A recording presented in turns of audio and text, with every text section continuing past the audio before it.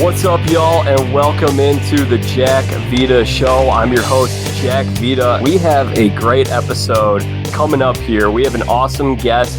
He was on the Bachelorette a couple years ago, and he's a huge sports fan. We're going to talk all things sports, reality TV, faith, a lot of great stuff to get into today.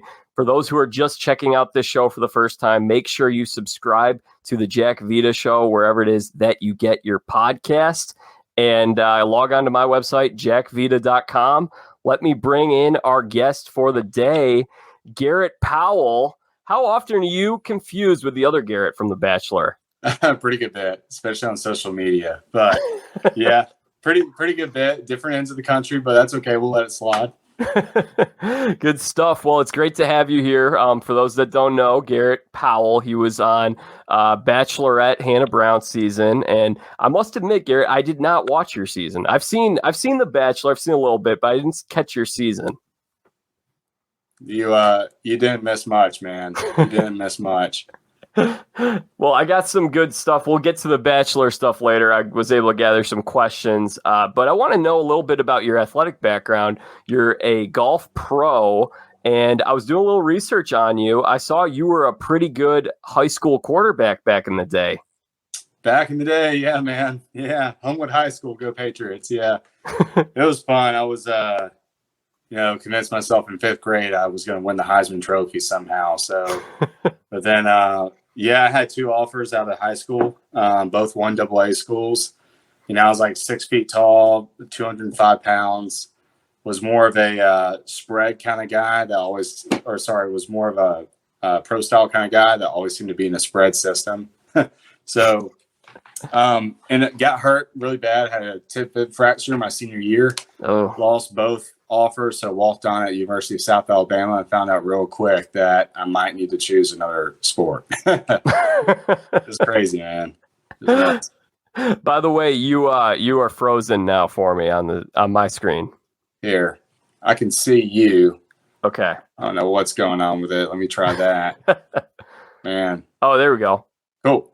All right, we got you. So, okay, so you transitioned to golf. How did you? I have to think you grew up playing a lot of sports. You weren't just picking up a golf club at age 19 or whatever. Yeah, we soccer, football, baseball, golf here and there. We didn't come up. I wasn't born in the most financially well-off family, so we only played golf when my dad got paid, and so that's how you knew things were good because he always took us to play golf and stuff like that, right? And so.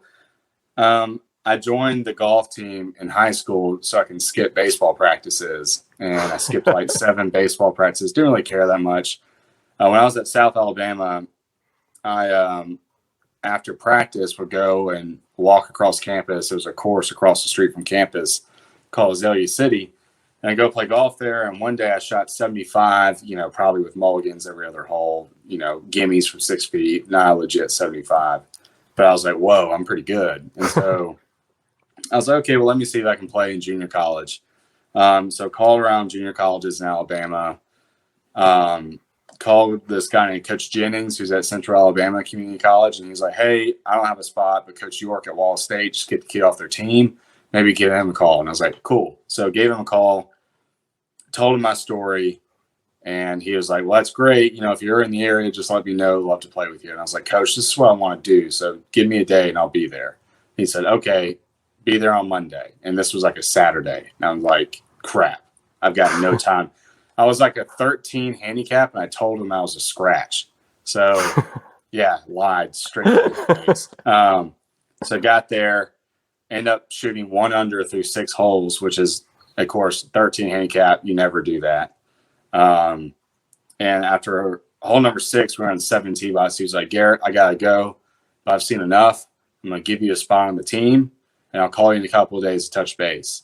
And so I finished playing that 9 and I finished double bogey, triple bogey, but he never saw it. So I got a call 2 days later and, he offered me a full ride there, which is pretty crazy. I was like, this guy has no idea what he just did. He offered a football player with golf clubs a golf scholarship, right? So played terrible all year just because I was bad, and But as fate would have it, the director of the PGA golf management program at Mississippi State used to be a recruit of Coach York's. So he was like, hey, Mississippi State has this golf program. I think you might like it. You might want to look into it. So I went to State for that. And basically it teaches you the golf operations side from a business perspective. I tell people that I'm a golf professional and they're like, oh, where are you playing this week on tour? And I get DMs all the time saying, hey, are you playing a Jack's tournament at the Memorial? And I'm like, I'm not that kind of professional, guys. So yeah, for all those out there who don't know, PGA professionals master in the business of the game of golf. Tour professionals or professional golfers master they make their money playing in tournaments. PGA professionals make their money also playing in tournaments, but it's not their sole source of income. We have a actual job. We organize tournaments. We teach. We run the golf operation. We also play professionally on the side. But yeah, I love it. That was a long-winded answer, but that's kind of no, it's great. That's a great story. Yeah, no, I know a little bit about the golf stuff because, I'm not a good golfer, but my aunt played on the LPGA tour and was the tour president not too long ago. That's awesome. Yeah. That's pretty cool, man. Yeah, so, and now she's doing the whole pro thing, giving lessons. She only gets out there on the Legends Tour occasionally, but yeah. Mm-hmm.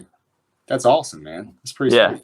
So, as a quarterback in the state of Alabama, were there any guys that you played in camps with who we would end up seeing playing on Saturdays, the D1 Jameis level? Winston. Yeah, so Jameis Winston went to Hueytown. And before South Alabama, I went to this guy named Otis Leverett, who was down Highway 280, kind of towards the Chelsea area in Birmingham.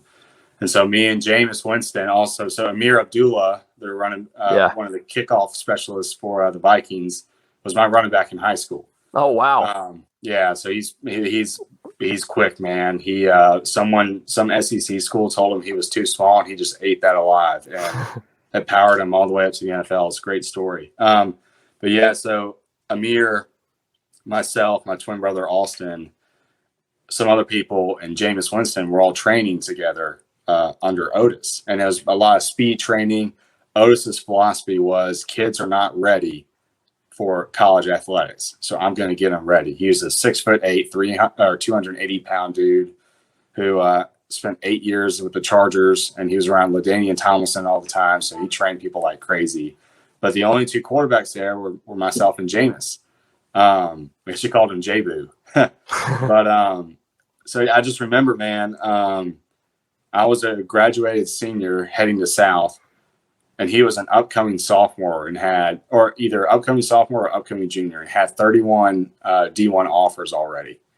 And I remember seeing him sling the rock. And I remember thinking, this kid is so much better than me. Like, so much better than me. But yeah, those are the two that I played against. When I played against Hoover, so Hoover High School is a school down the road. You might recognize the name Hoover from MTV's show Two-A-Days back in the day. That was the school they did it about. So I remember my junior year playing Hoover.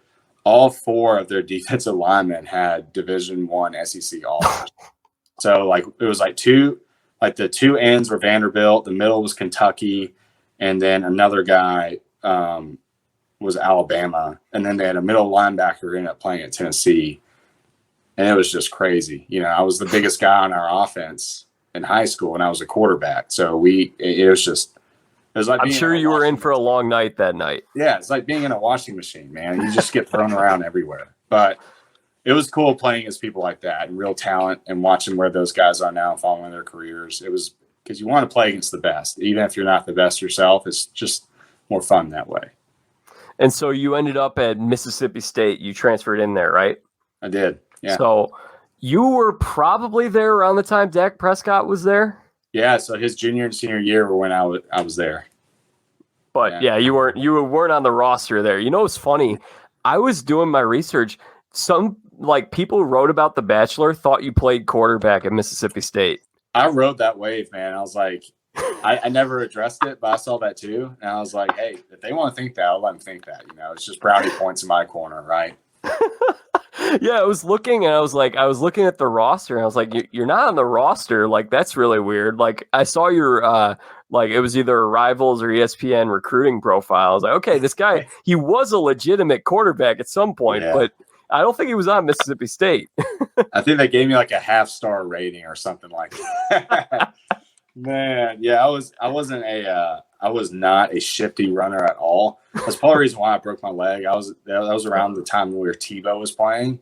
And so that was just a ground and pound kind of guy. Like if I was running it, we actually ran Malzahn's offense in high school. And because our O-line was so small, we did a lot of rollout passes, or we didn't even have a running game. We just went in 5 wide and threw a short pass, right? But it was fun. But there's a lot of opportunity for quarterback runs. I used to just run it and just try to lower my shoulder and get everything I could. But that's probably a big reason why I wasn't highly sought after as a recruit, because I wasn't that fast. It took me like 10 yards to get up to full speed. So, maybe in another life I'll be a good quarterback. Good stuff, Garrett. So speaking of quarterbacks here, we had the NFL draft last night. 5 quarterbacks go in the first round. I want to know how you would rank these quarterbacks. I know you're also a big college football fan. How would you rank these guys transferring to the pro game? Well, I think the best one is going to be Justin Fields. I think he's going to be the easiest. Yeah, I think he's going to have the easiest time just because of his demeanor. The guy's kind of been through the grind. He has the background of the pro system being at Georgia. And obviously Ohio State has a version of it too. I wouldn't say it's quite as conservative as Georgia's, but that's what I think. I'm drawing a blank on his name. BYU kid. Zach Wilson. Yeah, I don't know, man. I'm interested to hear your opinion about him, especially going to the Jets. I feel like that's where quarterbacks go to die, that or the Redskins. And I want him to do well, but I just don't see, coming from the system at BYU, it's kind of like what we've always said. If you're in like the Big 12 or SEC, you can maybe make an argument for the ACC or the Pac-10. But the Big 12 and SEC are those conferences where you're around NFL caliber guys every single week. Yeah. If you're playing at BYU, not taking anything away from that school, but you're not playing the Alabamas, the Auburns, the Clemsons, or the Ohio States or Michigans or stuff like that. So what do you think about it? I love him. I'm really high on him. And just to clarify, we haven't mentioned Trevor Lawrence's name. Do you have Justin ahead of Trevor? I do. Yeah. Oh, wow. I do. Yeah, I know. I'm no draft expert, man, but I think Jacksonville's a good spot for Trevor. But solely because, again, I feel like the competition factor for Justin Fields, he's had Big 12 and SEC, right? He gets it, which is more of what he's going to face there. Trevor, I think he's going to do really well. Don't get me wrong. I guess I just feel like the stars are going to be a little more aligned. I mean, you saw Chicago last year. Right. The one thing they were really missing, they had good quarterback plays that was like spotty, but you realize, like, if they had consistently good quarterback play, they would have been a pretty big power, right? But they need an offensive line too, but yeah. Yeah. But I feel like if you're going to get someone who can if you're going to get a quarterback who could help the offensive line, it would be Justin Fields. I just don't know.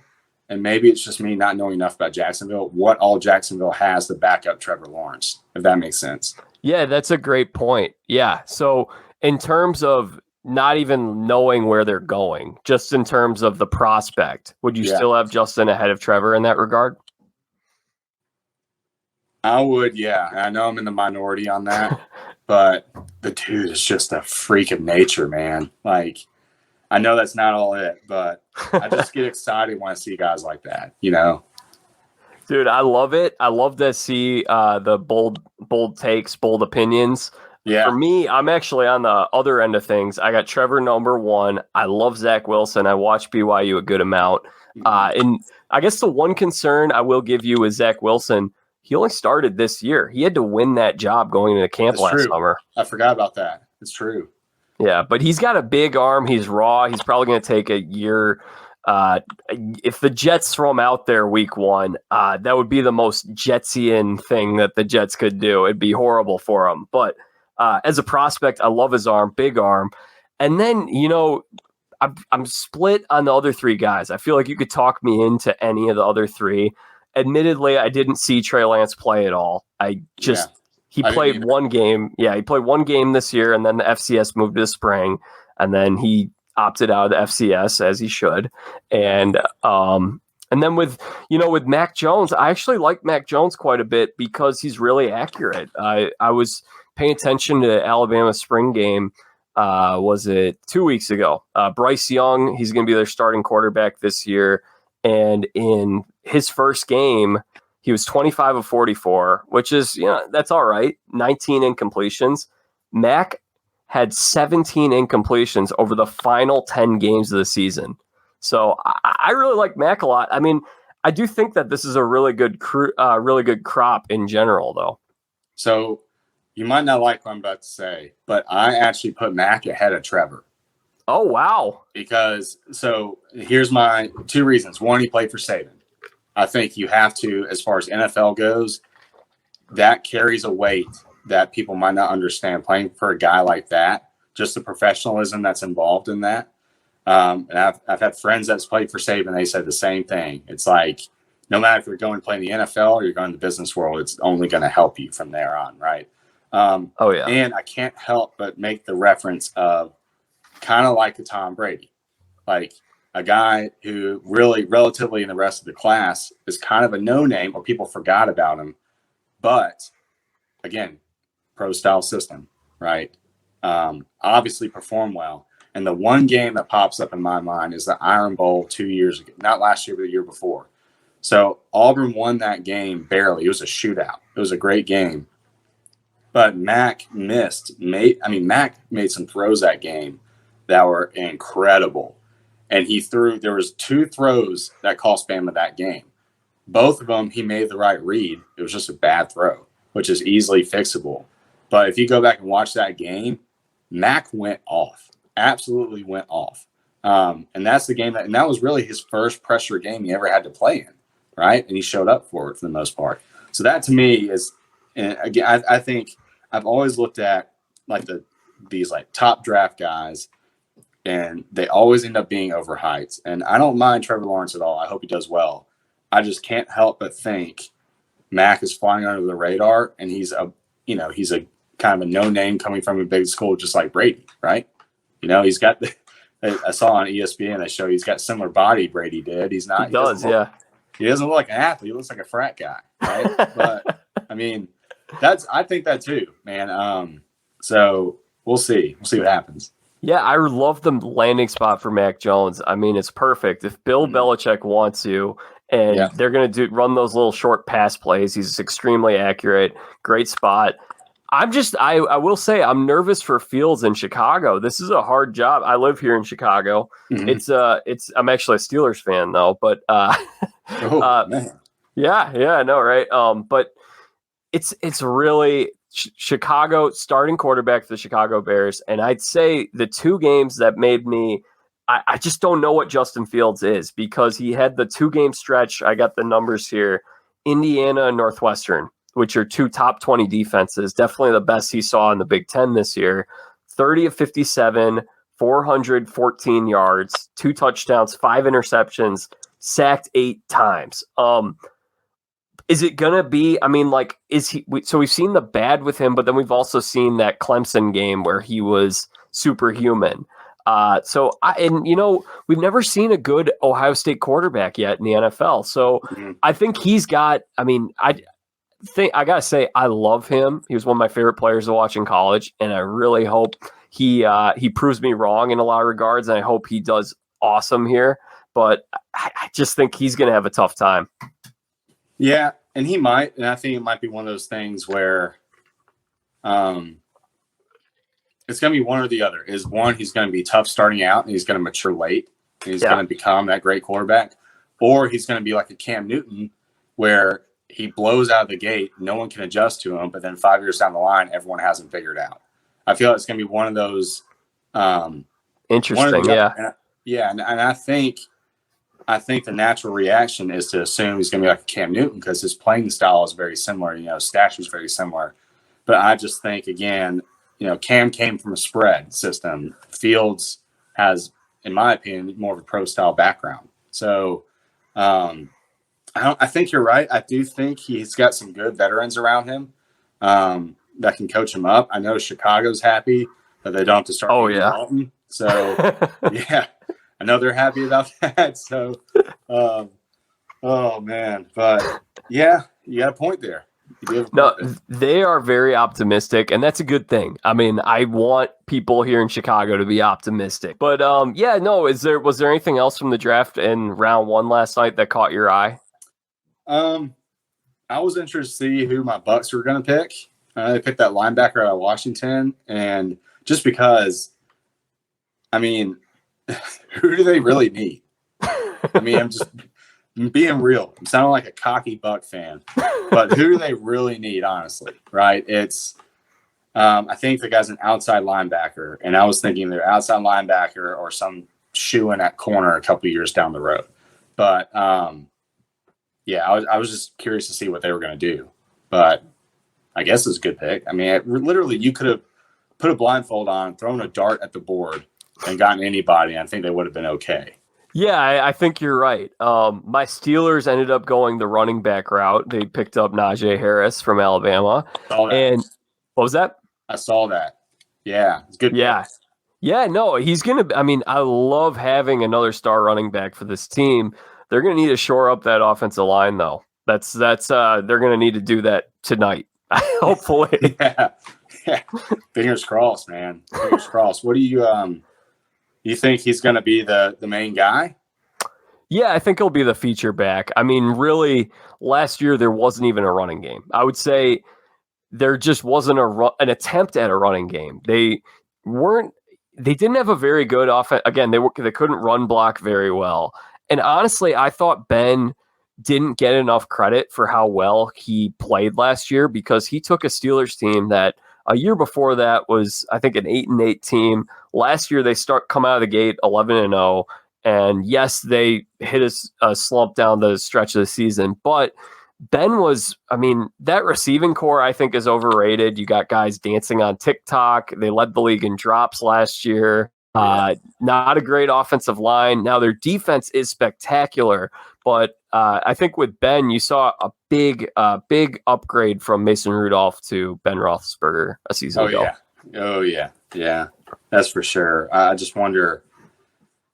I mean, I don't really pay attention much, obviously, to Steelers football too much. I'm curious to see what he's got left in him, man. Yeah, I think this is going to be the last year. That'd be my guess. Yeah, because he used to be one thing I noticed from a quarterback perspective is the first thing you start seeing is kind of the escapability go. The second thing you see is the arm start to go. And, the prime suspect with that is Phillip Rivers. The guy has never really been escapable, but his arm, I mean, the ball was just drooping on him the last 5 years. It didn't just happen last year. But I remember Big Ben has always kind of looked the same, but he's always been a lot more escapable than he looks like he is. But watching him play last year, he just doesn't have that same. There's no escapability factor anymore. It used to be, he might squeak out and get like a 5 to 10 yard run here. Now it's just like, okay, no, let's just box him in and he'll be fine. And I kind of, tell me if I'm wrong, I kind of think I can see the arm strength going too.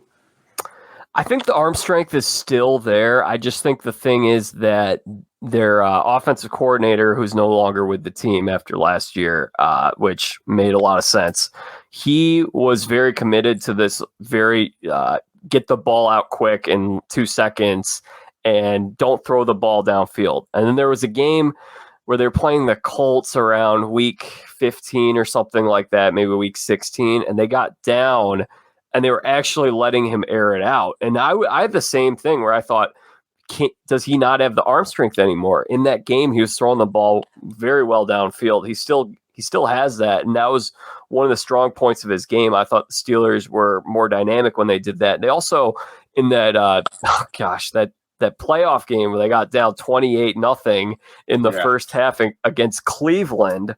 Oh man, I don't want to relive that one at all. But in that game, he was throwing down the field in the second half. He looked good. So I think maybe, it's definitely, I wouldn't say it's 100% of what it was, but a good amount of it is still there, I think. Yeah. Yeah. We'll see. We'll see how much I can see him. I mean, is this the last year of his contract too? So he restructures his contract every single year. So I think he's restructured his. I was exaggerating. I think he's restructured his deal 5 different times now. So it's very fluid. It basically I don't even know. I actually don't know because it's been changed so many times. I don't know what the new. I can see him playing after this year 2 or 3 more, or not playing, but sidelining 2 or 3 more years and. Going to a team like the Bears. Well, the Bears could be that. I was thinking also Dallas, just to be filling that kind of mentor role for like Dak or Jacksonville, anybody. Just go in there for have 1-year deal after 1-year deal and just bring him in as a veteran backup, but really it's kind of a mentor / coach. I could see that happening. I could see that too. It'd be tough for him to. I mean, it would have to be a situation where the Steelers are basically you're not going to start anymore. He'd have to accept that and embrace that new role. But yeah, I think he would be good in that role, I would say. Yeah, I agree. All right, Garrett. So we are in baseball season right now, and you were telling me you're a big Atlanta Braves fan. So is that Braves country? It is.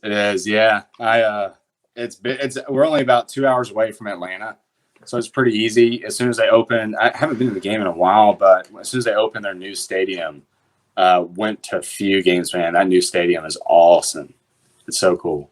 Yeah, it was. Now it's called Truist Park, I believe. Yeah. So it was going to be SunTrust, and then SunTrust got bought out, I think. But then before that was the old school Turner Field. Yep. Which was just old and it was way too big. But fun fact, so Truist Park is now proximity. It has the closest fan to field proximity in the whole Major League Baseball of all the stadiums. So I didn't know that. My buddy that I went to the game with told me that. But it's actually, they built it to be smaller than Turner. But it feels smaller, more compact. It feels like you're more, I guess, like they said, on top of the field, closer to the action. So it's pretty cool. That's sweet. Yeah, I need to go down there. I did drive through Atlanta. That was it was 2 months ago. I was going down to Florida, and I stopped and I went to the Varsity in downtown Atlanta. Yeah. Burger joint. What would you get there? Chili cheese dogs. Nice. Yeah. I used to. That's before I went on the show. I dated a girl from Atlanta, so the Buckhead area. So pretty familiar with the area. Varsity's good, man. Good. A lot of late nights there. Yeah, I think so we had it it was a real long line, and my brother was he had some friends from that area, and he said, "What's good in this area? I want to eat something local that I can get on the way down to Florida." And we drove. I mean, we were in the car for what should have been 10 hours, and it ended up being 14 hours probably, where you just keep stopping. Yeah. We were there for probably about 45 minutes. It was in the middle of the afternoon, slow moving line, but good food, good spot. So next time you're down there, check out a place called, it's actually, it's a bar, but they also serve food. It's called the Ivy. And what's really cool about the Ivy, it's the coolest, if you're into I guess day drinking on a Saturday or just tailgating all day on a Saturday, go to the Ivy in Atlanta because basically every female there wears a football jersey of their college team. Every male wears a PFG or a golf shirt with their college team on it. And everyone just goes and you either just have stuff to eat and watch games and tailgate, or you can be those people who just parties. But they open at noon on Saturday, and they're open until I think like 3 a.m. But that's a really cool spot, and they have something for everybody. So it's kind of, if you're ever in the area on a Saturday during football season, that's a good spot to be. That sounds awesome. There's so many places in the South that I want to explore, and I hadn't been down. I mean, I've been to Florida, I've been to Tennessee, but I hadn't really been into your neck of the woods until I was a senior in high school. We did a missions trip in Jasper, Alabama. Yeah. I don't know how far is that from you? I think like an hour 45. It's northwest of Birmingham. Yeah, they had those tornadoes, so we helped rebuild a house that got destroyed. But yeah, I had no experience with the South. Now I absolutely love the South. Want to move down there. Want to go to all these different SEC football games. It's great. It's cool, man. I dated another girl from New Hampshire, and the first time she flew into Birmingham, I was taking her back from Birmingham to my parents' house at the time, and we were going by downtown Birmingham. She's like, "Wow, y'all have tall buildings," and I was like, "What'd you think we had?" And she was like, "I didn't know y'all had like tall buildings." And I'm like, well, "Yeah, like we're not like dirt road banjo like everybody thinks we are down here." But yeah, it's a cool spot, and then you sprinkle in college football with that too. It's awesome. I just thought that was funny though. Yeah. To us, it's not even something that we take offense to. It's just funny when I hear people's interpretation of like Alabama when they've never been there. It's always hilarious to see. Well, I drove through Arkansas not too long ago, and I'm actually making that drive to from back home from Fort Worth, Texas, in a week. I'm flying down there, helping my sister move out from school. We come back home, and when we drove through Arkansas, at least the parts that we drove through, we did not see a lot aside from Little Rock. It was a lot of like, there were some woods and a lot of vacant fields. Yeah. Yeah. Well, Alabama, definitely, we can get that way too. I'm not saying we're not. Yeah. But like Birmingham, Huntsville, Mobile, Montgomery are the hot spots, but there's definitely some, we definitely have trailers and farms everywhere. So, but Birmingham's kind of like a diamond in the rough, where it's a nice town. It's settled in between two mountains, Red Mountain and Double Oak Mountain. And so, we're at the very tail end of the Appalachian Mountains. So we call them mountains. They're probably not mountains compared to most people, but, very moderate atmosphere. I love it down here. It's pretty cool. You're making me want to come back down sometime. I'm going to have to do that. Come on, man. Come on. All right, so you're a big Braves fan. Braves right now, weird start to the season, 12-13, but 12-13 at this time ties them for first place in the National League East. Yeah, how crazy is that? Yeah, and especially when we were saying this is going to be the best division in baseball this year, too. Yeah, well, it's so good. It's eating itself alive, I guess you could say. But 12-13, yeah, that's not what I thought we'd be. I honestly, I thought we'd have. Obviously, we're gonna have some losses, but I thought around 5 or 6 at this point would be about right. But nah. No, I think it's that 60-game season conditioned us a little bit to think that, there's a little more urgency, and that this, like, if you lose 5 games in a row, it's a big deal, but it's not a big deal when you play 162. And 60-game season it is. Nevertheless, I'm glad I have you on at this time, because I feel like the Braves are the perfect team to talk about on a national level right now, because Sunday they play the doubleheader. They get shut out in both games. They get no hit in one game. The other game, they have 1 hit. What did you think about that? Obviously, Madison Bumgarner, the MLB is not recognizing this as a no-hitter. What are your thoughts on that? I mean, I think it's a no-hitter. I mean, it's, I don't know, man. It's, I don't know. I think they're just, I think people are taking the game right now, just in general, and they're trying to let the boys play, right? Just let them play. I believe it's a no-hitter. I don't know why anyone would kind of – I guess too, I haven't really done this is something I heard about. I haven't really done too much research in, but I don't really know. I don't understand why you would take that away from somebody like that when it's obviously a no hitter. Yeah. I mean, I'm curious to hear your opinion. And of course, I don't know, I catch up on my sports instead of watching replays and stuff, just a typical Sports Center way. Right. So tell me your viewpoint about it and kind of explain because I heard they aren't recognizing it, but I don't really hear the explanation behind it. So I think what they were saying was like a true no-hitter, you record 27 outs. I don't agree with that, though, because I think it's hypocritical from the league office to say that 7 innings is a full game, and yet 7 innings, you don't give up any hits. You can't call it anything aside from a no-hitter. Yeah, that's stupid. Yeah. By definition, it is a no-hitter. Now, if you want to say, oh, well, it was a 7-inning no-hitter, okay, you could. But I think right now, I was hearing Jason Stark talk about this morning on MLB Network. He was saying, why don't we start calling this thing the 7-inning no-hitter the Bumgarner? Because he was the first guy to do it. We'll probably see it again at some point. Yeah. And while it's lame for the league office to ignore it and not call it no-hitter, we all know it's a no-hitter. Everyone who watched the game knows it's a no-hitter. You give up no hits, it's a no-hitter. And now it's a trademark no-hitter that Madison Bumgarner threw that everyone's going to remember. So I'm gonna take that and run with it and ask you about something that happened years ago. Okay.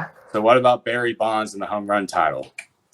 All right. Because technically he did get the home run title, even though he kind of, and obviously Bumgarner didn't cheat. He just had played 7 innings, but Barry Bonds cheated.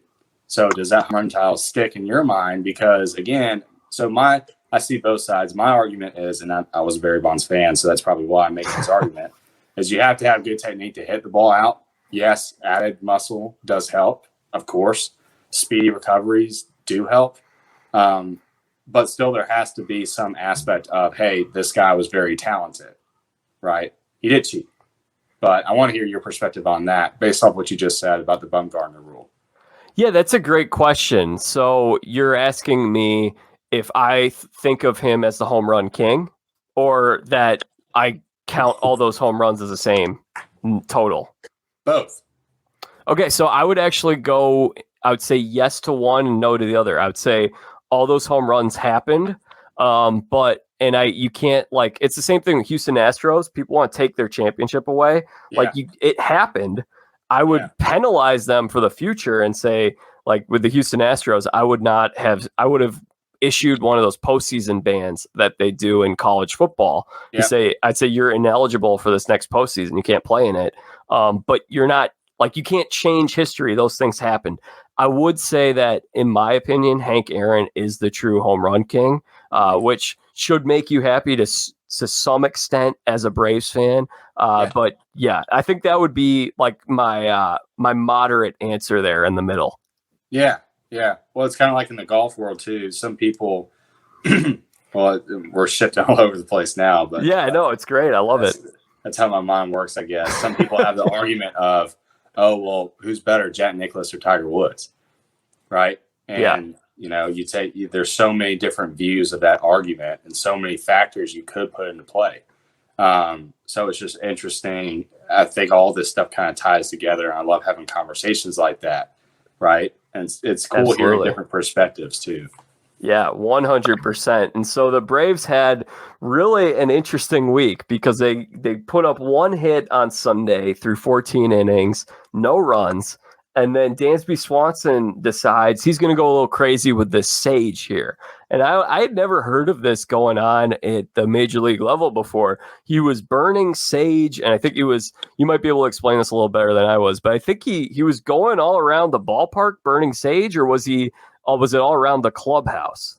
I thought it was around the clubhouse, but I don't know. I mean, what's his face in Major League 2 did that in the locker room, right? So, I mean, I guess it's a thing. Serrano. Yeah, there you go. Yeah, so that's a good point.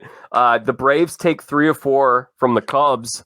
Hopefully for the Braves, this is they're starting to get it back. I mean, they are without Fried and Soroka. They got a few other guys that are on the DL right now, but Is morale back up for you now as a Braves fan after what we saw this week? It's kind of trending. So, like, baseball, as you know, is arguably the biggest momentum game there is. You could say football is too, but over the course of the season, momentum is just huge, right? And it's always best to kind of be almost peaking by All-Star break, I feel like, because then you really hit the ground running after that break and they just ride the momentum wave. And obviously we're not there yet. We're still a few months away, but I hope that we're kind of on, those, 5-6 game win streaks consistently right by All-Star break, because then after that we can just really get going. But I feel like, to answer your question about now, I feel like it's kind of like we've hit the trough and now we're kind of starting to go back up a little bit. So if the Braves are in the stock market, now would be the time to invest. I agree. Ian Anderson has picked up right where he left off from last year. He was excellent. Brought up middle of last season, made his debut, was excellent in the postseason. He's been excellent so far to start this season. Yeah, it's a big part for sure. And it's there's a lot of questions being brought up too, because you don't really know how those players are going to react, right? It's a bigger stage, but he did what everyone thought he was going to do, right? Yeah, 100%. So, that's been, you got to get Max Fried back. Hopefully Soroka isn't gone for too long. The Achilles is a horrible injury to come back from. That's really tough, but thankfully he is a pitcher, so it's not like he's going to need too much athleticism, and we might have the designated hitter coming over to National League in a year, which I would prefer was not the case. But no, the Braves, I picked the Braves to win the World Series this year, Garrett. So I did too, and that's just being a biased Braves fan, because I swear for the last 5 years I've been saying, oh man, this is it. This is it. We're here. But it's, it's kind of like, I was a little smaller then, but this year the excitement around the Braves was kind of the same excitement the year. I don't know if you remember this. I don't remember what year it was, but when John Smoltz transitioned from closer to starter. I think that was 01. Was it 01? Yeah. I don't know. It was back then, though. But obviously, I was a lot younger. But I remember, because my dad's a big Braves fan, too, and he always talks about it. And that was kind of the buzz around that year. And obviously, the way we finished last year, you kind of have this building anticipation for this year of, oh, okay, it's going to be it. It's going to be, we're back to a full season.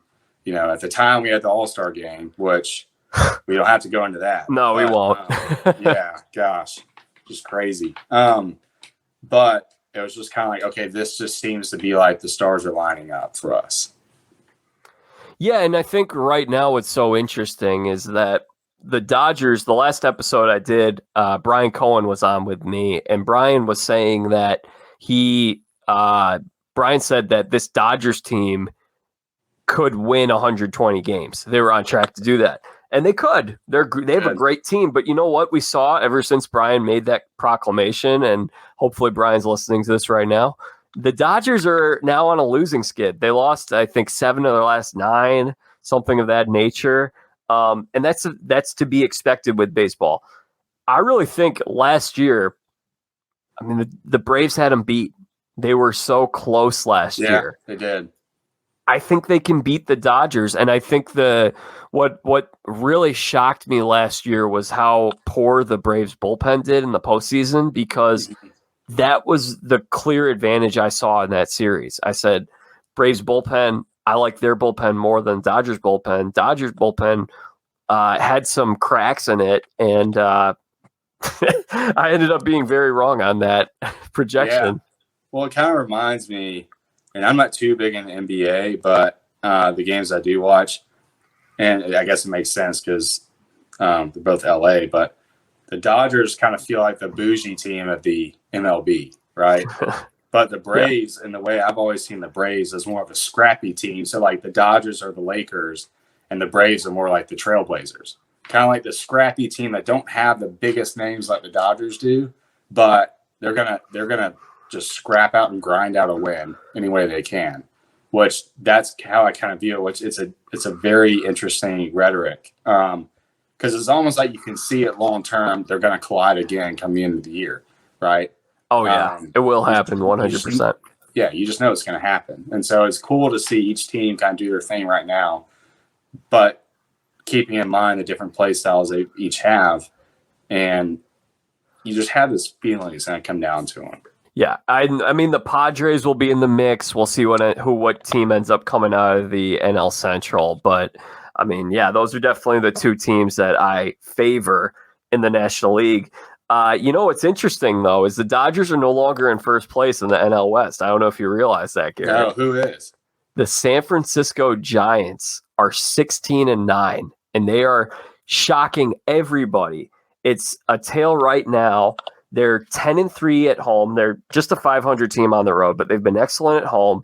And their pitching rotation has been fantastic. They went out and they picked up a few guys that were just kind of like, I mean, Johnny Cueto's been there a while, but they scrapped together the rest of this rotation through free agency. Kevin Gossman has a 2.14 ERA. He was on the Braves for a little bit. I'm sure you remember him. Anthony DeSclafani came over from the Reds. He has a 1.5. Aaron Sanchez, 2.2. Cueto's a 1.8. Alex Wood, another former Brave, he's a 1.5. They have 5 starters with sub 2.3 ERAs. God. So who do we get in return for these guys? That's what I want to know. Gossman was, they designated him for assignment. Oh. Whoa. Yeah. I didn't know that. Yeah. It was he was struggling. It was a couple of years ago. And then man, Alex Wood got traded. That was a while ago because he was over with the Dodgers and they went over the Reds and then he was back with the Dodgers. He was collecting hats at that point. Yeah. But hey, what do you think about this Giants team? I mean, they might not be on your radar, but no, they're not. I need to do a better job of paying attention to the rest of the league. Typically it's like, okay, let me see when the Braves are playing, schedule my day around it, or just watch it at work. But I need to do a better job because I knew the Giants were making noise. I didn't realize they were as good as they were, though. Yeah. I thought it was still the Dodgers up there. But, yeah, I mean, shoot, man. Kind of, again, just a team with, in theory, a bunch of no-names, and they're scrapping their way through it, right? Yep. I'm a fan of that, frankly. I like that. Yeah, and the thing is, I'm not totally buying into the Giants quite yet because I think the thing is, I mean, realistically, you're not going to have 5 starting pitchers that you went out and picked up on the waivers that contribute to this degree the whole season. Yeah, and their lineup doesn't score too many runs, so eventually that's going to catch up with them. But it is making me rethink them a little bit because I thought they were going to be bottom of the National League. Now they're looking like, I mean, they could be hovering around 500 this year. Yeah.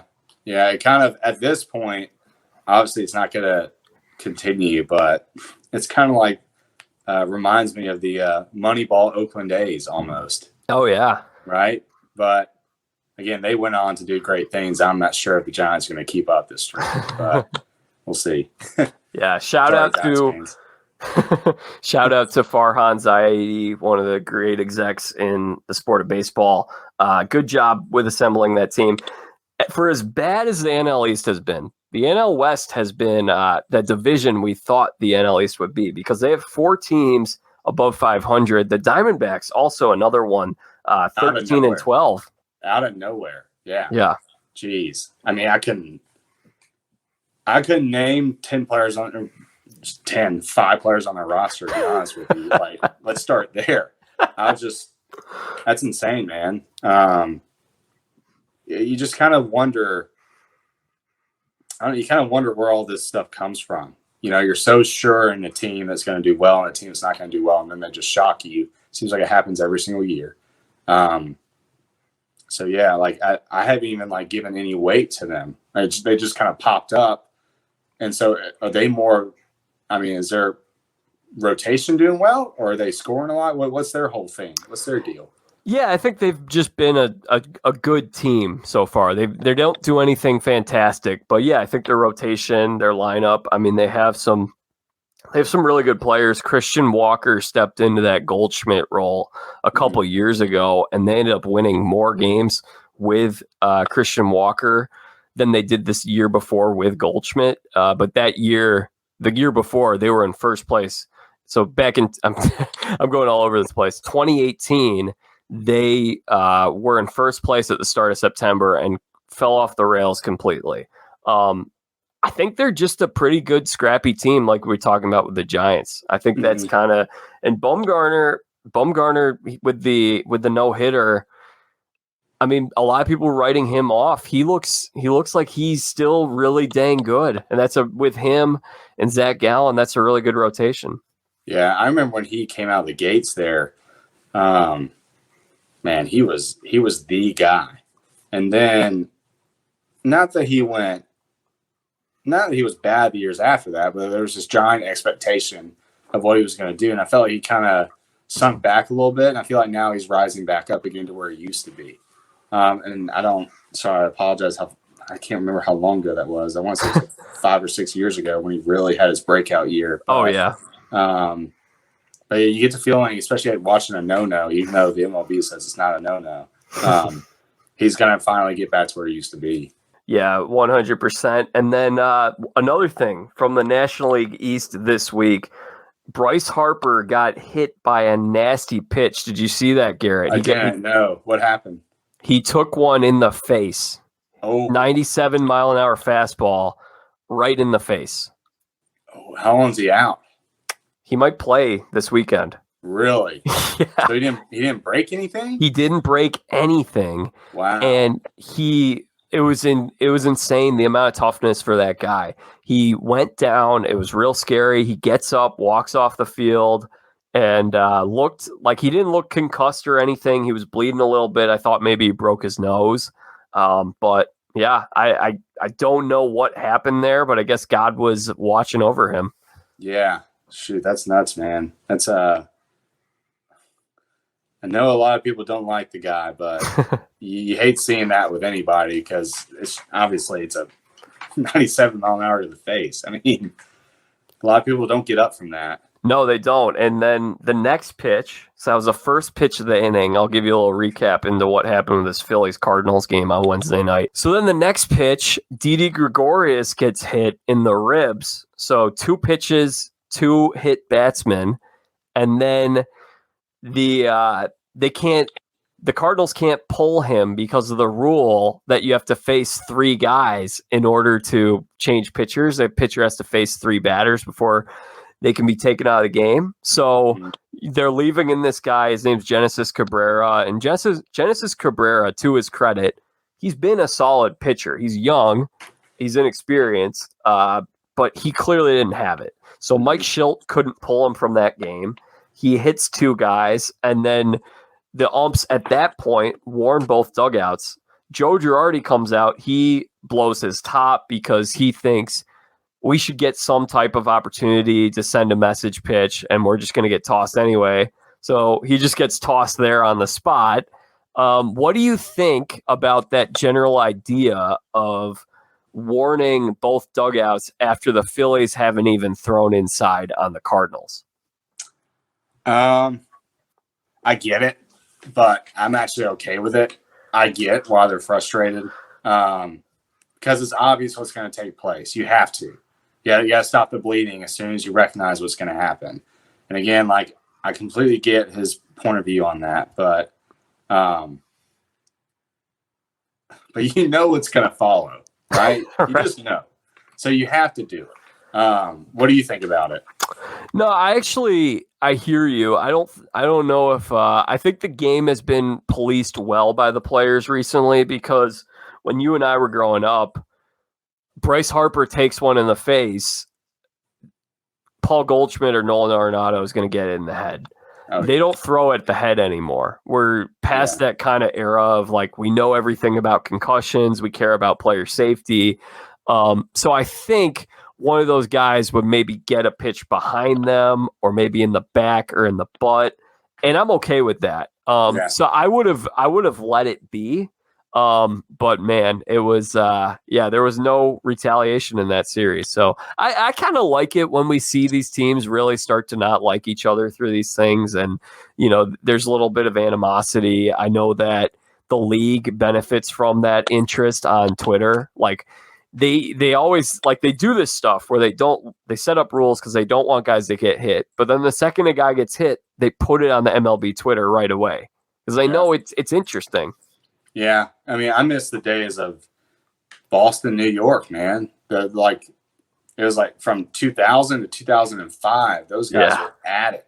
I miss the days of freaking Pedro throwing down their hitting coach. I mean, those were the glory days of baseball, man. You had Jason Varitek staying with that Tim Wakefield stayed with the team for a decade plus, and of course Jeter, of course Rivera. Those were the days where I feel like it was easier for teams to have animosity against each other because it wasn't such a free market system where they're just sending players left and right, So yeah, like I'm with you. I actually like the rivalries between teams, but I think a large part as to why is because, Freeman's with the Braves. In theory, he could be with the Cardinals next year, and then he could be with another team year after that, right? It's just the way baseball is now.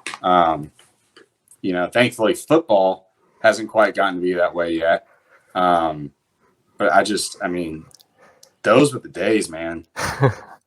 Joe Morgan announcing RIP. Those were the glory days. Yeah, John Miller, he was spectacular. He actually does the Giants games on radio now. Oh, really? Yeah. As you can tell, I watch a lot of baseball. I have 2 games on at a time every single night. And when we finish this up, I'll be flipping on to whatever the best games are tonight. Nice. Yeah, I can tell you watch a lot. Okay, one more thing on baseball. I'll give you a chance on anything that we may have missed, and we can get into the Bachelor stuff. Anthony Rizzo struck out Freddie Freeman. That was pretty fun. Yeah. You catch that? Yeah, that was pretty funny.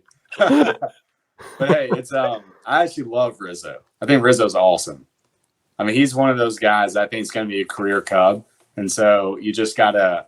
I think he's so cool, man. He just has such a good attitude. Yeah, no, he's great. I know him and Freddie have been friends for a long time, and they're similar guys. They're like the rah-rah first baseman, veteran leader, who you could tell both those guys were mature, ahead of their years, before their years, because they were leading these teams when they were like 25, and now they're hitting the early 30s. And yeah, did you see the other clip from Sunday Night Baseball with it was 2 weeks ago now, when Rizzo is tracking down Freddie in a rundown and he yells, "Frederick, Freddie." You could tell by that interaction too. They're just like bros. Yeah, right? Freddie. That was funny, man. So for those who missed it, Anthony Rizzo stepped in to pitch in a blowout game as the Braves really wrecked the Cubs this week. And Rizzo stepped in there and he struck Freddie out on a curveball. And fun moment there. Love seeing it, man. So Garrett, any other baseball thoughts that you have? No. Guess I'm a big All-Star game guy, so I am looking forward to Denver. Bummed it's not in Atlanta, but at least I just love the All-Star game. I love that break. I love how everyone kind of comes together. So I think it's cool watching stars from different teams interact as well. So really looking forward to that. What was your thought on the All-Star game getting rid of the so you used to have the All-Star game. They did it for about 10, 12 years or so, where winning league hosts Game 7 of the World Series. They got rid of that. What are your thoughts on that whole having the All-Star game mean something in terms of stakes? Hated it. Hate it. It's like, I mean, again, I don't watch much NBA, but the NBA All-Star game, it's just like a bunch of guys just like laughing and jogging around and stuff. And there's no defense anyway in the NBA, but zero defense. Just like watching a guy walk by you, and I miss having it mean something. I think it's very, very cool. I think that was a great aspect of it. So I hated it when they went away with that. Oh, you hated that they got rid of it. Okay. Yeah. Hated that they got rid of it. So I wasn't really loving it or hating it either way, but I had an idea of how we could go back to something like that. You ready for this? I'm going to pitch it to you. What you got?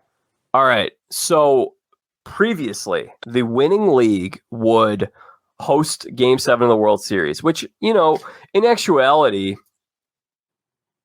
regular season record determining that when cross leagues, when in the American League, the American League is not as good as the National League this year. Probably isn't going to be the case. So a really good American League team could pile up the wins with easier games.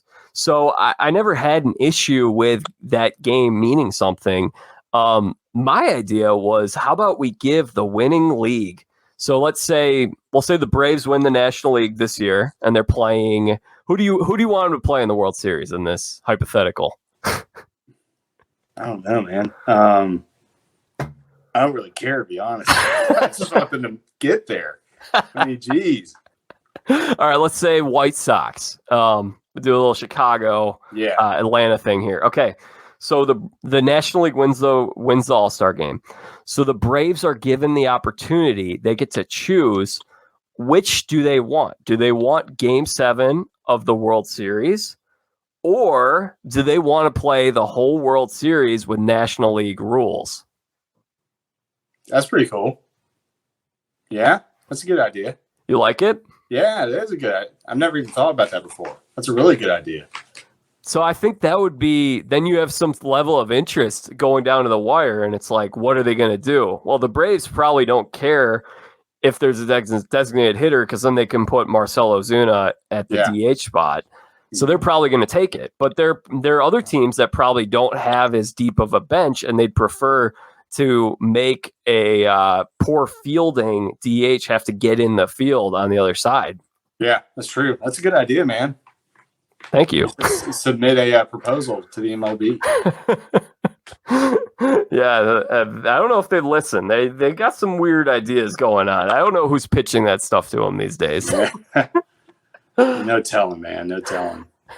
All right, Garrett. So you went on The Bachelorette, and I figured we'd save the Bachelor stuff for later on in this show, because I don't know how many of the sports fans are Bachelor fans, but we can learn a little bit here from what it's like going on reality TV, going on The Bachelorette. So how did you end up on The Bachelorette? Were you interested? Did you watch reality TV? Like, how'd you end up in that? No and no. So I actually was dating that girl from Atlanta we talked about earlier, and we were on a 1-year kind of anniversary trip, and I got dumped. And so it was in Destin, Florida. I had a golf tournament on the following Monday in Pensacola, Florida. So the plan was to stay down there all week. She would go home. I'd go over to my golf tournament and play. I just got dumped. Still don't know to this day why. Doesn't really matter anymore. But so that was August of 2018. And so 2 days after, my sister-in-law, so my twin brother's wife, texted me. He was like, hey, just let you know, I submitted and made your profile on ABC's website for The Bachelorette. And I was like, okay, whatever. And so fast forward to October of that year, I got a call from an LA number and a email, and basically just like, hey, are you interested? Like, I'm so-and-so, I'm a recruiter for the show. Would love to have you. Think you'd be great. Are you interested? And I'm thinking, like, this freaking chick. Why are y'all calling me? Like, I don't care. And so, like, I only saw like 3 or 4 episodes in the past. They're all with like girlfriends, like while they wanted to watch it and stuff like that. And so the whole interview process is very in-depth. There's a lot of stuff you have to do, a lot of phone calls, a lot of like videos you have to make, photos you have to submit, in-person interviews. They fly out to LA for this massive interview section, which is crazy. But the whole time there, I just remember thinking, why the hell would they choose me? So I think it actually worked in my favor, though, because I stayed calm. And typically I'm a very sarcastic individual. And so I was just sarcastic with them the whole time, because I'm just thinking, there's no way they're going to choose me. I promised Jesselyn I at least try. So let's just try, whatever. And 6 days, March 6th, 6 days before I had to leave to go, 6 days before they started filming, they chose me. I got a phone call. So the way it worked, I was working at a private club at the time.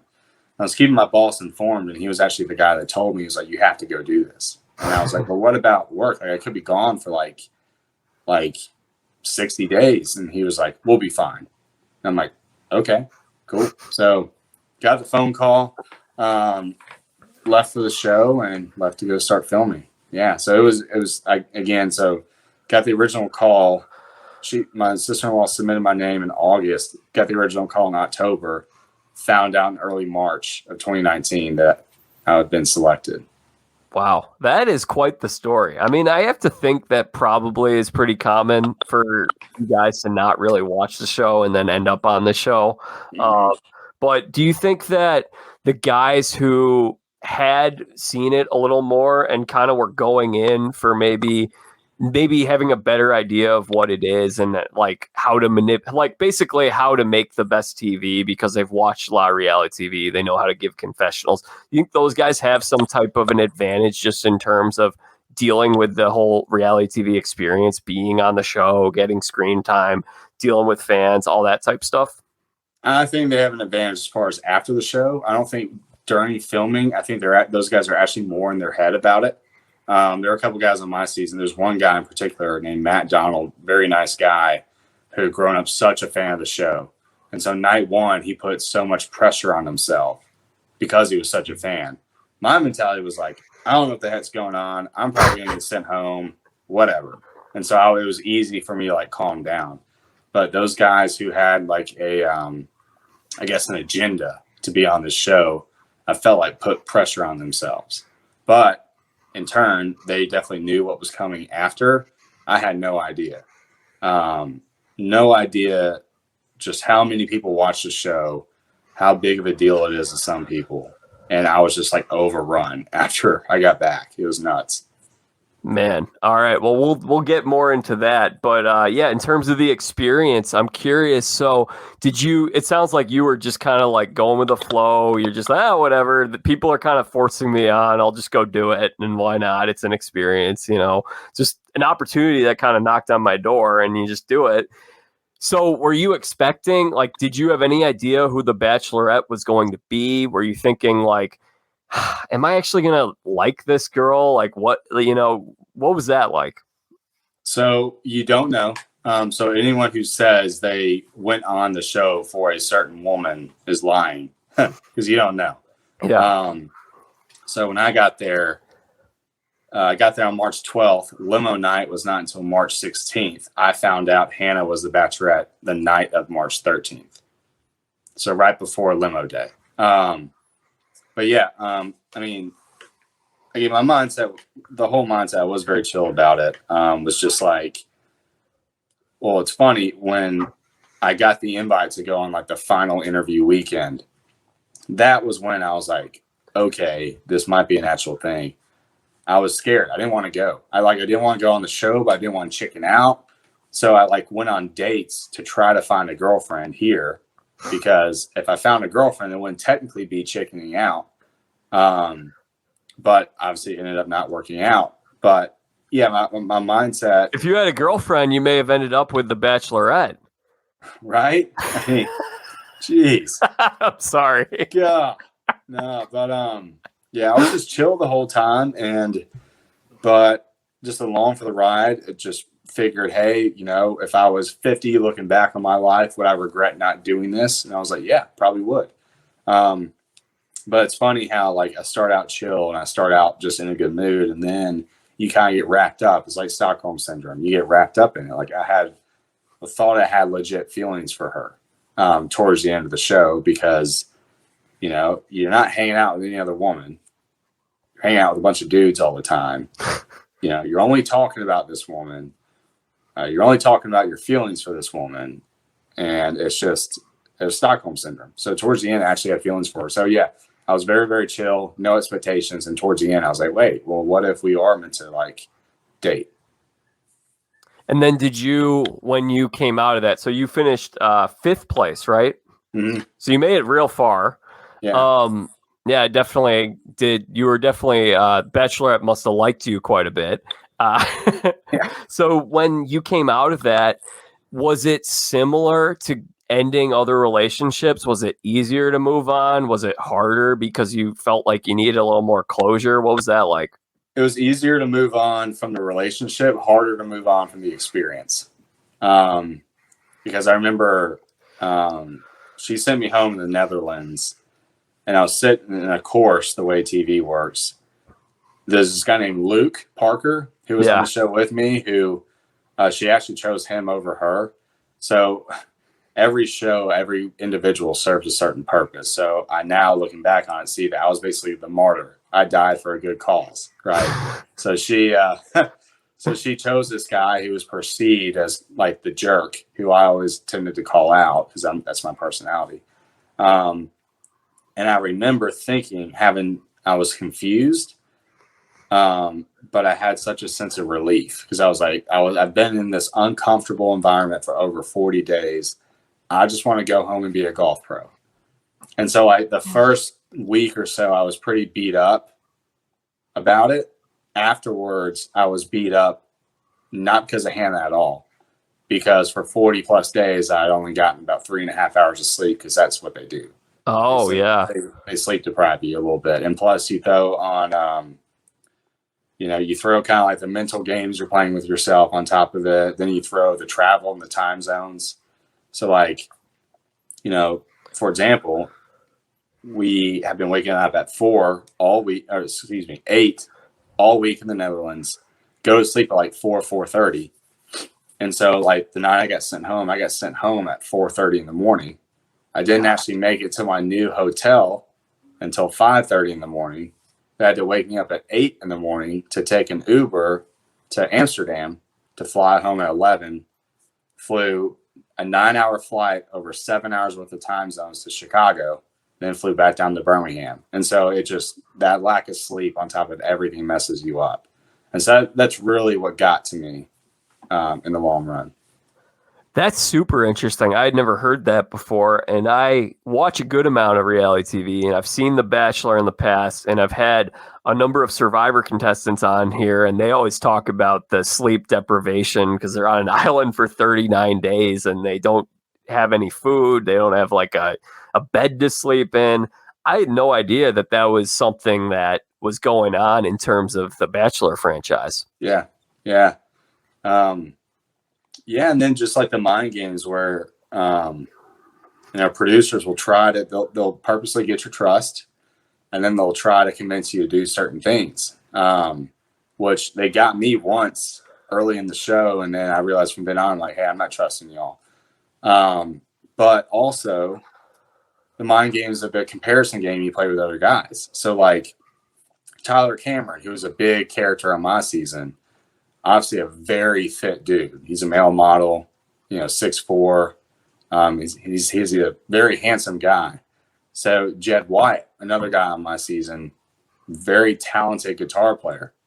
So like I remember towards the end, I was sitting around, a talented musician, a male model, a pilot, a financial advisor that was very successful.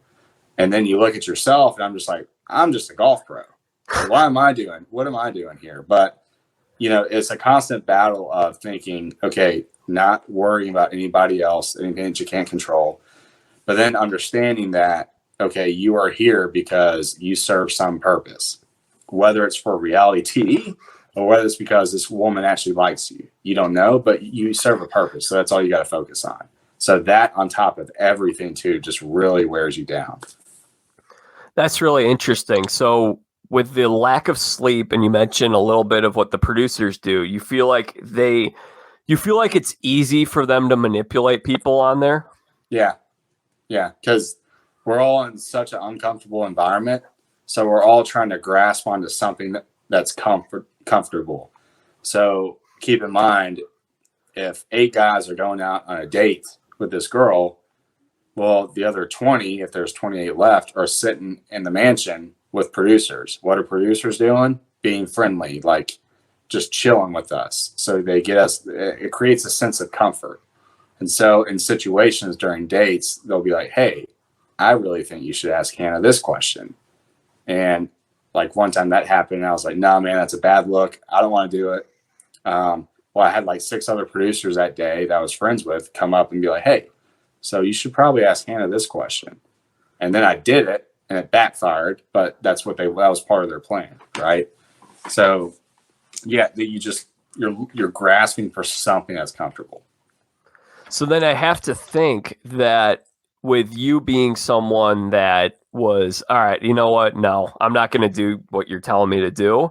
Then they're going to say, okay, well, we don't want you to be the bachelor when we need a bachelor. Like, do they use that, like, the people that they take for these types of like a bachelor, bachelorette type of role, are they people that go along with production more easily than others? Yeah. Yeah, they're people that, and they look at people who they can make storylines about. So, like, you go back to Colton's season, the storyline was he's a virgin, right? It's like the whole season was about him being a virgin. Hannah's season, you go back and you look at the storyline, and the storyline was about, okay, here's a strong woman. And if you go back and rewatch it, yeah, Hannah's definitely strong. There's nothing wrong with that. But it was a rhetoric of, oh, well, she has the power, Hannah Beast, she's controlling these guys and stuff like that. And so it's really about who plays towards that narrative. And so looking back on it, I look back on my experience, and I don't know what Hannah ever felt for me. If anything, I'll never know that. But I can't help but think that I was part of a narrative that they saw continuing. And me and Luke are actually fine now, but I've got Luke to thank probably for me lasting so long, because my personality is, if I think you're full of crap, I'm going to tell you you're full of crap. And so I did that a lot with that guy. So it was kind of something that production saw, and they said, oh, we can get views out of this, so let's keep this Southern hick on the show a little bit longer, right? So that's what I think about it, Yeah, so I did a little research. I asked some people, what do you guys want to know from Garrett? And there were a lot of questions about Luke P, this Luke P figure. And I saw a little bit of the clips on the show. You guys were butting heads, as you mentioned. Was he, as you mentioned, he was perceived as the jerk? Was he like, how, I guess my question is, how different or similar was what we saw on the show of how he was behaving on the show accurate to the true story? Accurate, 100%. 100%. And I think, obviously me and him have buried the hatchet, but I think on the show, Luke is actually a relatively young guy. I'm 29, he's 24, 25, something like that. But I just think he kind of fell into producers' laps way too often, and he trusted them way too much and didn't really self-assess and kind of see the big picture of what was going on. There was a lot of us, like Mike was one, I was one, Jeb was one. Producer would ask us to do something. We're like, no, bump that. We're not doing that. That's going to get us in so much trouble. Like, we know what you're trying to do. But Luke would just kind of listen to what they had to say, and they could easily convince him. And so all the actions you saw, and again, we didn't know this at the time. We just thought he was being a jerk. But all the actions you saw, especially the negative actions that he did, I guarantee you he had a producer in his ear suggesting that he should do something. He just didn't see the big picture of, hey, this is a reality TV show. If we find a villain, then people are going to continue watching to see the villain's downfall, right? And I think that was part of it. Yeah, his story was very interesting to me, because I remember when that was going on at the time and hearing about the men tell all, and he got called out, and it sounded like he was really going through a rough time from what happened on the show. And my perception of it was, I read a little bit, and his story sounded a little similar to yours, that he wasn't seeking out trying to be on TV. He just he had no experience with reality TV. And I thought, man, that seems like a guy who was probably easy to mess with. And then they really were playing up his faith for that matter too. I have to think they probably used that to mess with him as well. Yeah. Yeah. And I mean, so very exactly to my point. So towards the end, where when Hannah, I don't know if you've seen the clip, but when Hannah calls out Luke for saying, Luke said, hey, Yeah. they're in the fantasy suite stage. And Luke was like, hey, like, just let you know, if you slept with anybody else, then I'm gone. Well, I don't disagree with that. If I'm seriously thinking about marrying somebody, I'm not going to say, oh yeah, you banged Peter 4 times the night before. Yeah, let's get married tomorrow. Like, Right. I'm with him on that. But the way he phrased it and the way he kind of went back on his word, you could tell was pretty production driven. And again, that was all part of the plan, because that's something I would have told Hannah in confidence. I would have never said that on TV. But I guarantee you, a producer was like, you're really going to marry this girl? I think she slept with someone last night, right? I mean, it's not going to bode well, right? But you saw how they took that and how Hannah like got mad at him, and it came across as, oh, this powerful woman is putting her foot down. And yeah, maybe she was, but like, I don't necessarily disagree with the guy for saying that, you know? But that's just how it gets twisted in the reality TV world, right? You know, they made him look like this judgmental Christian, and they made Hannah, who's also an outspoken Christian, you know, just kind of come across as this powerful, I'm not going to take any crap from you. When in reality, he wasn't really giving her crap. It's just, if all that makes sense, it's just, you could tell it's very producer driven, you know, based off the narrative. Yeah, no, that's definitely what I had that thought too. I'm like, why would, in any other circumstance, if you were to get married to someone, you found out that they slept with someone else, and you're not supposed to be upset about that to some regard? Yeah. Like, that's where like the Bachelorette as a franchise just sort of loses me. Yeah. Yeah. It's just, I mean, makes perfect sense, right? You know, I mean, you go have, let's just say like my future wife goes on her bachelorette party and bad stuff happens. Of course you're going to be upset. So why would you not be in that circumstance? It's not, it's in the way they spun it was, oh, well, he's trying to control her. He's trying to tell her what to do. And so that's not what happened at all. He's just expressing to her that if this certain situation happened, then he's out. Now, Luke's problem with it is the way he went about saying that, and the way he kind of backtracked after she said she did sleep with somebody else. Make good TV, which is what producers want, right? But as far as Luke, the guy, he's actually a really good guy. He's just a guy that was in like the rest of us, a very uncomfortable situation. And, you know, the anger I had towards him was so real in that moment. It was real, all those moments. However, looking back on it, we can see how both he and I and others got played by the situation. Yeah, so it came to my attention that you guys are friends now. That was something that, as I was doing a little research here. So how did you guys end up becoming buds?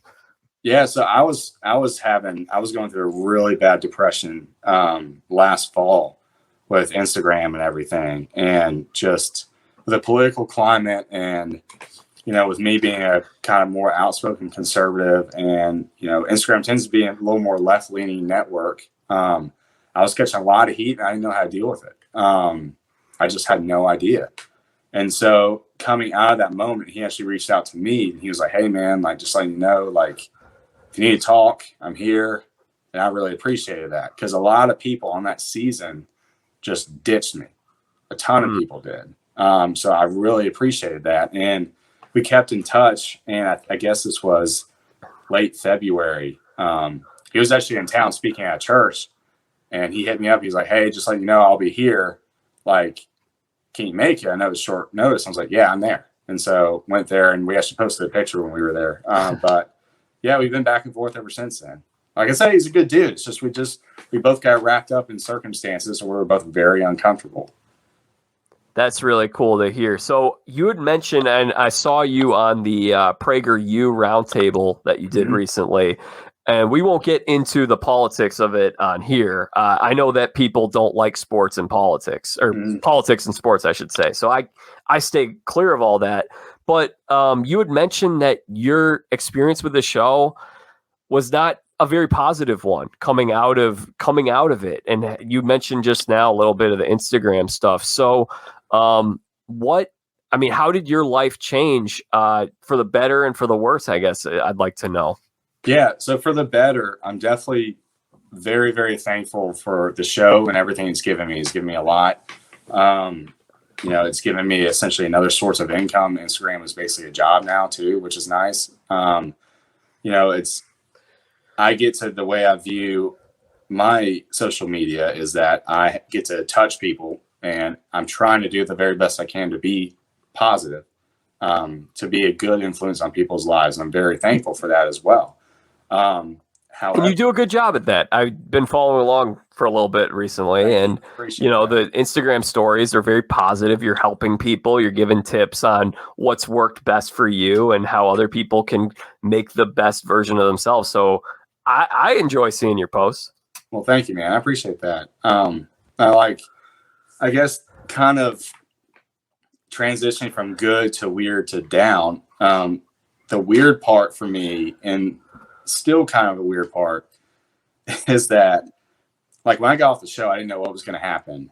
But like the first time I went to Target, middle of the day, it was a 2.5 hour Target trip because there was literally like a line in Target to get pictures.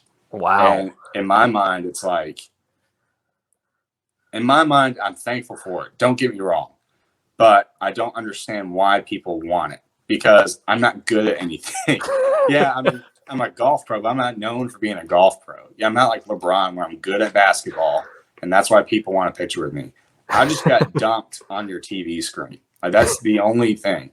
So it's always, and I've gotten a little more used to it now, but early on, that was a tough transition. Like, if I had to go to like the grocery store or the gym or something, you had to plan my day around that to go either right when they opened or right before they closed. And so I'm an outgoing introvert, but I am an introvert. And so it was tough kind of opening up to people who were fans, which still sounds weird to me. But it was very tough opening up and making sure they were comfortable too. Because I imagine coming up to someone that you admire, you're probably nervous. Well, what they didn't realize is I was just as nervous as them. So I didn't know what to do. So that took a while. But then the downside of, social media, you get, especially, no matter what you do, you have people who are just looking to try to ruin your day.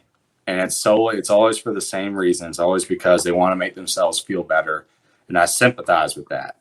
But there are times where, I can be like a Coke bottle where you shake me up enough, the top's going to blow off. And it's been, and I've said things to people in the past that have gotten me in a lot of trouble, and rightfully so, because they were bad things. I was just like really mad and really in a bad attitude.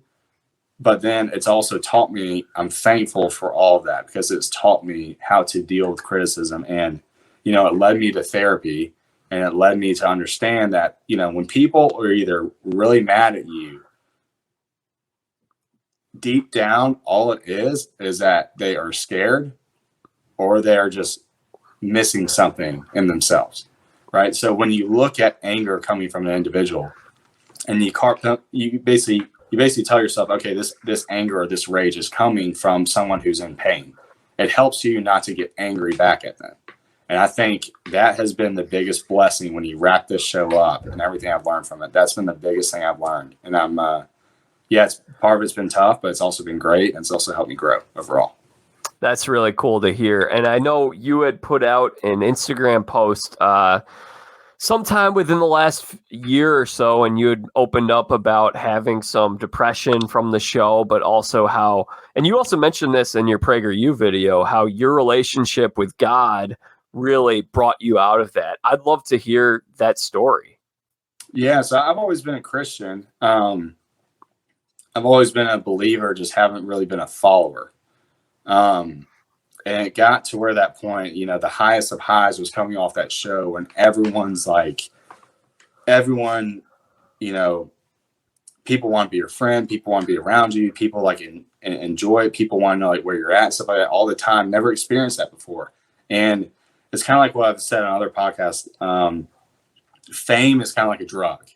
So there's always, even though I chose not to do Paradise because I just wanted to be a golf pro, but ever since you get a little taste of fame, there's always a part of you that wants that taste again. And you are always fighting a battle. And so, Instagram, you kind of experience that a little bit, right?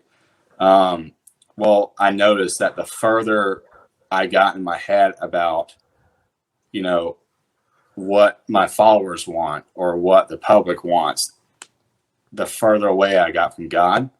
And I just hit that point last year, and again, the political climate had a lot to do with it just because of my views, and, the Bachelor world, again, is not really aligned with the views that I have personally.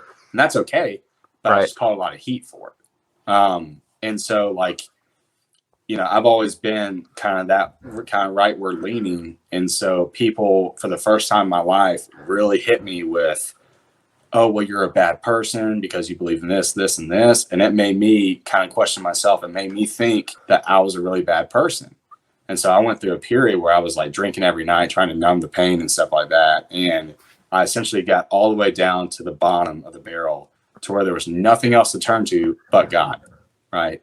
And so the night it happened, I'd been drinking. I said something really stupid to this girl in the comments who had been lighting me up for weeks about how I was like, just a bad person for being a conservative. And the next day, I was like, I need to call my pastor. So I called him, touched base with him, sought out therapy. And it was the best thing that could have happened to me, because now it's, when you're living life just for yourself, you're kind of just wandering, right? You're kind of wandering and you're searching for every high that's out there because it's self-driven. When you now realize that there's something bigger than yourself, you're not wandering anymore, right? Because now you have a purpose, you have a goal, you have a reason to live. So that's why my perspective really this year shifted again, because it's like, okay, I know my reason for living. I know who made me. So let's try to make sure my life is more representative of that, and see how many people I can steer in that direction too. So yeah, that's really where it came from. And, the pastor, Stephen Bunn, who's with College Golf Fellowship, organization that helps college golfers. If you're in the golf world, I highly recommend you looking into it. Really helped me through that dark time, man. And, just thankful for it. It's been, and it's funny too. It's just, the more you kind of put your faith in what's unseen, God, the more your life just gets better. Things just start kind of falling into place. That's incredible. That's such an awesome story. Thank you so much for sharing that.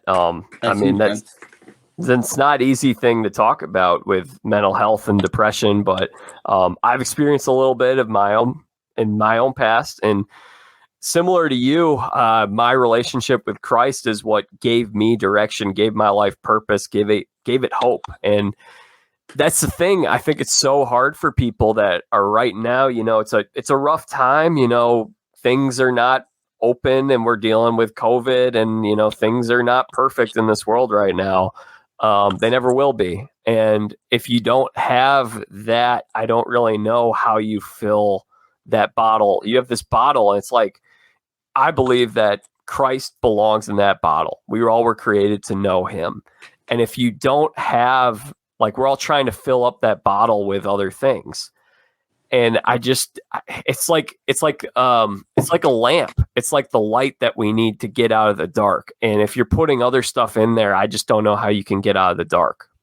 Yeah. And the moment it really all kind of hit me was when I was talking to Stephen, the pastor, and I told him everything that had been going on the past few months, like all the struggles I had.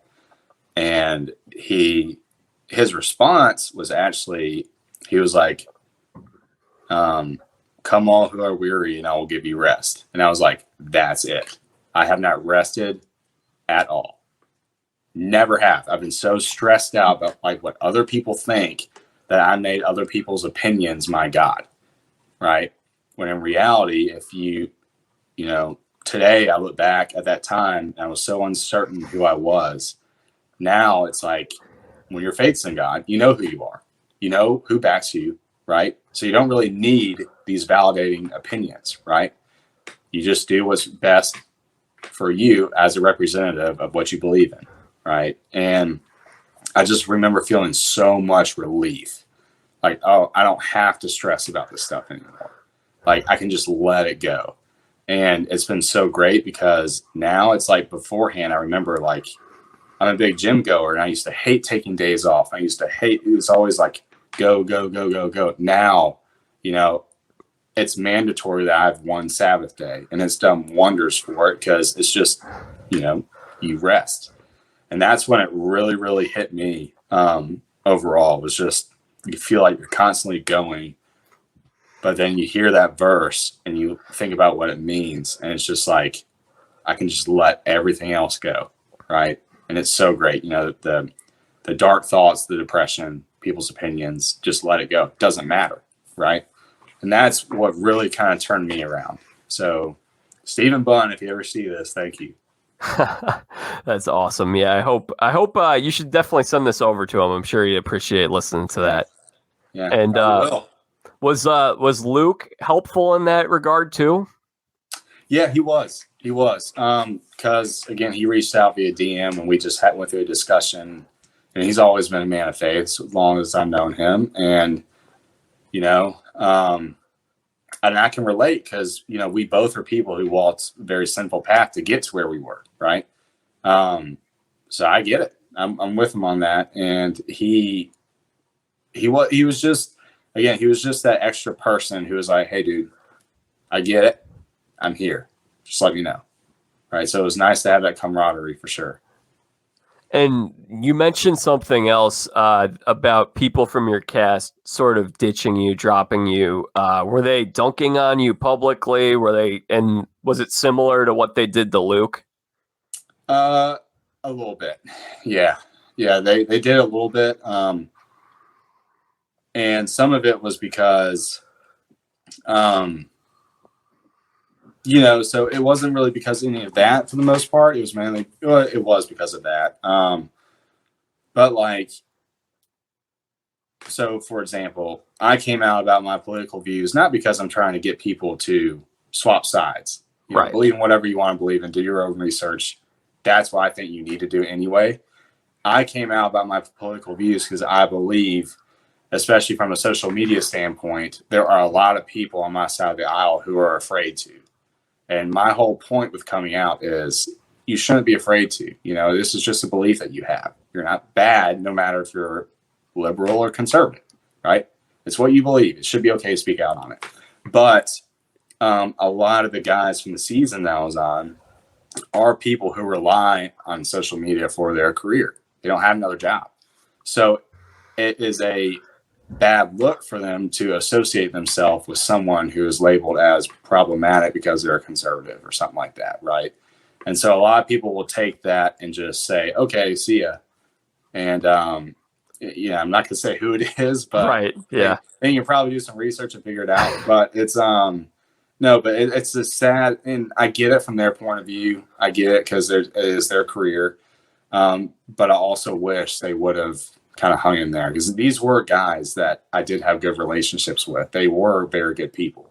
It's just a shame to see that now some people are different, and I can't speak too harshly because I became different with social media, right?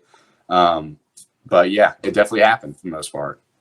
Yeah, and there's still time for them to realize that that's not something that they should do. I mean, you were on the show not too long ago. This stuff happened to you recently. You recently reconnected with Luke. Like, life's long. So hopefully some of these guys that you had these genuine bonds with realize that life's too short to get hung up on this other stuff. Yeah, no, you're right. And we'll see. But I am thankful for the guys who have hung in there. Surely Luke, but also Jed. Very good friends with Jed. Actually going to see him this weekend. But yeah, those guys, and Dustin in Chicago, Pete, you know, that's a prime example. Pete and Dustin are both guys who politically don't see the same as I do, but we joke about it, you know. Right. But Dustin was someone that I leaned heavy on too. So to your point, yeah, it's a shame that some people did do it, but I'm still so very thankful for the people who were there during my tough times. Well, I feel bad for the joke I made about Jed now. I'm sorry, Jed. Yeah, I'm telling you, he's heard a lot worse. So he's okay. He's okay. But he's a good dude. He's a great dude, man. He really is. Talk about a personality that the show just really screwed. Yeah. How so? Well, we were in Scotland. It was me, Dylan, and Jed. We were staying in this room, and Jed all of a sudden was like, "Yo, I'm worried about this girl," and I'm like, "What are you talking about?" And he was like, "Well, there's this girl I was like hookup buddies with before the show, but she's like a friend. We just both got relationships and we're kind of just frankly using each other, but we both had a mutual agreement about it. And I'm just worried that producers know about it." And, I think Dylan said something like, "There's no way they're going to find out about it." Well, sure enough, they found out about it because this girl came out and said she was Jed's girlfriend, which was not the case. And the show just ran with it. And that guy, I remember, it was after our Men Tell All, but before he had to fly out there for after the final rose. And I went over to his place and it was like 10 a.m. and he was just not in a good spot at all. Because he actually really had feelings for Hannah, like big time, and was like really pumped to spend his life with her. And Hannah actually like made phone calls to Jed while production was recording the phone calls. Oh, and gosh. Hannah didn't tell Jed that, and Jed found out and he was just crushed. And then at that same time, the whole world was coming down on Jed for something that production team made up. So he's great now. He's dating an awesome girl named Ellen. They're doing great in Nashville. But I think if you were to ask Jed this, he needed the bad to happen in order for the great that he has now to take place. So, but yeah, that was a rough time for him for a while. Man, that's really interesting. I didn't know that. You learn something new every day. Yeah. Don't believe you see don't believe everything you see on ABC. I'll say that. Well, something that's interesting. Are you familiar with The Challenge on MTV? I used to watch that back in the day. I haven't seen it recently. But, okay, so Johnny Bananas then? Yeah, I do know him. Yeah. He always says, and I thought this was really interesting, and I'm curious if you or any of these guys who went on the show felt this way. He said what he loves about being someone that goes on reality TV is you're able to watch yourself and say, you know what? I don't like that about myself. I want to work on that. I want to fix that. Yeah, I can relate to that. That's a good quote. Because people ask me, they don't anymore because I'm obsolete, which is fine with me. But they used to ask me after the show, like, is that really, or they wouldn't ask me, they would ask like my friends, is that really Garrett? And they'd be like, yeah, that's really Garrett. And I agree with them. Like, you saw a lot of the good, but you also saw some of the bad, right? Like, I can be rattled in certain situations like I was with Luke. Now, towards the end, the baloney scene was pretty funny. I handled myself pretty well there. But the fact is, like, my focus should have been on Hannah, but it became about somebody else. Now, production did assist with that, sure. But that is something that happens with me, right? So I can relate to that comment completely. All right. I guess my last thing that everyone wanted to know, what do you think the number one question I got from females was? Was the baloney scene real, or are you dating somebody? It was number 2. It says, can you find out if okay, so I got I got comments and messages from people that I don't even know if they listen to the show. They might just be fans of yours. And they said, can you find out if he's single and if he's accepting DMs? I am single and I do read DMs from time to time, so try your luck. Yeah, newly single, so still trying to get used to single life, but it's actually kind of nice. Yeah. All right, ladies, shoot your shot. I mean, you got a nice following. I know there are some attractive women that I follow that follow you. I think you're set up well.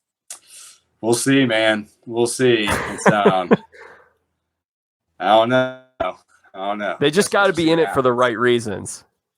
That's right. That's tough to identify sometimes, but thankfully, like I said, I'm becoming a little obsolete. People are forgetting about me, so they're becoming truer and truer. Hopefully. All right. Well, you know what, Garrett? This was an awesome podcast. I hope it wasn't the longest one that you've done, but if it was, then I mean, hey, we own that title, so that's pretty cool if it was. But you hung in here for almost 2 hours. Great conversation.